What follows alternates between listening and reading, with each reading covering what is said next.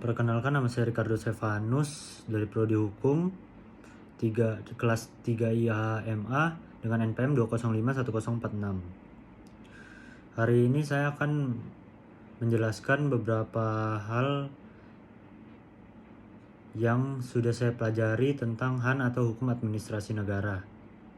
Yang pertama adalah HAN, pengertian dari HAN tersebut.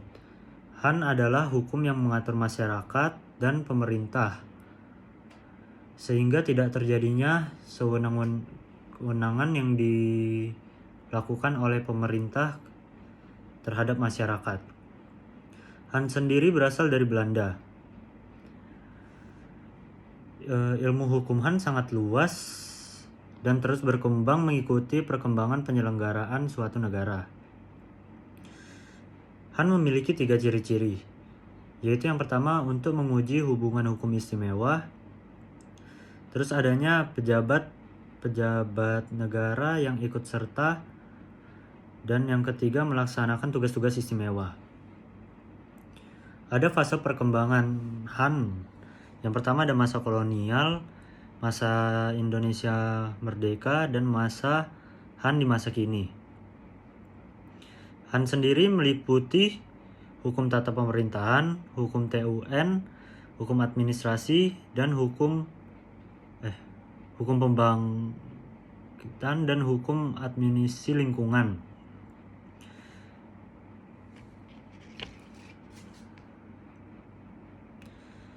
Sumber hukum dalam HAN, yaitu segala sesuatu yang dapat memicu atau faktor timbulnya hukum, atau tempat yang ditemukan hukum tersebut. Menurut Mustafa, sumber hukum adalah tempat di mana kita mengetahui dan mengenal hukum tersebut. Sumber hukum bicara tentang faktor hukum itu timbul dan tempat ditemukannya hukum tersebut. Apa saja sumber HAN? Yang pertama, sumber hukum material. Sumber hukum sebagai tempat asal dari hukum tersebut bicara tentang faktor yang mempengaruhi hukum itu timbul atau isi aturannya itu ada. Dalam membentuk hukum harus ada 3 faktor. Yang pertama faktor historis, yaitu UU dan sistem hukum tertulis dalam masa lampau. Yang kedua faktor sosiologis atau antropologis. Itu faktor ini menyoroti lembaga-lembaga sosial supaya dapat dirasakan bagaimana perasaannya di pihak masyarakat.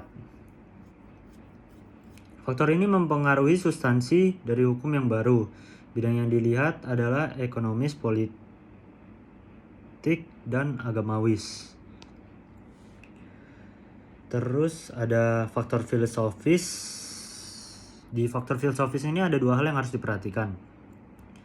Yang pertama, sebagai ukuran atau sumber yang menunjukkan bahwa hukum itu adil.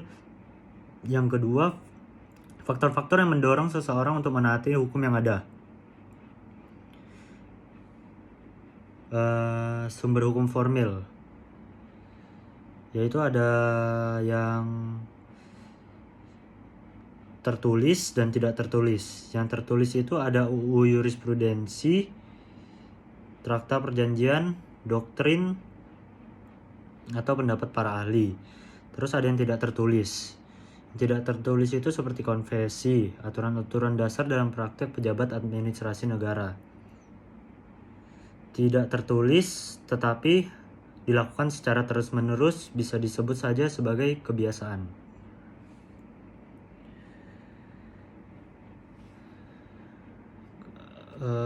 Sumber hukum. Kata sumber hukum dapat digubahkan dalam arti 1. Sebagai asas hukum, 2. Menunjukkan hukum terdahulu yang memberi alasan pada hukum yang sekarang, 3. Sebagai sumber berlakunya yang memberi kekuatan berlaku secara formal, sebagai sumber dari mana kita mengenal hukum, dan sebagai sumber terjadinya hukum dan yang menimbulkan hukum. Menurut Mostar Kusumajah dan Arif Sidarta, sumber hukum ada 2 arti. Sumber hukum itu ada 2. Yang pertama sumber hukum material. Sumber hukum material adalah faktor yang membantu menentukan hukum atau menimbulkan aturan hukum. Terus Sumber hukum formil adalah berbagai bentuk aturan hukum yang ada atau tempat ditemukannya aturan hukum. Sumber hukum dalam arti material dan formal dibagi menjadi 3, yaitu sumber hukum historis sebagai pengenal dari hukum yang berlaku pada suatu saat tertentu. Terus ada sumber hukum sosiologis, meliputi faktor sosial yang mempengaruhi isi hukum. Yang ketiga ada sumber hukum filosofis sebagai sumber isi hukum yang adil,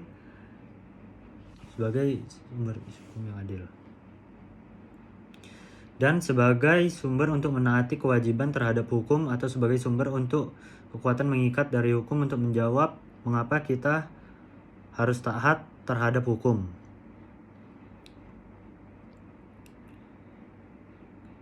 Sumber hukum administrasi negara.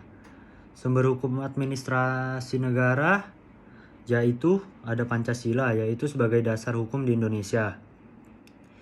Yang kedua ada peraturan perundang-undangan, contohnya UUD, Perpu, Perda, dan seperti keputusan Presiden. Ketiga kebiasaan atau konvensi. Keempat ada jurisprudensi atau keputusan hakim. Kelima ada traktat atau perjanjian. Dan terakhir adalah doktrin, yaitu harus berkembang mengikuti perkembangan masyarakat. Itu saja yang bisa saya jelaskan tentang apa saja yang saya pelajari dalam Han. Sekian dan terima kasih. Maaf jika ada kesalahan dalam berkata, dan maaf jika kurang lengkap.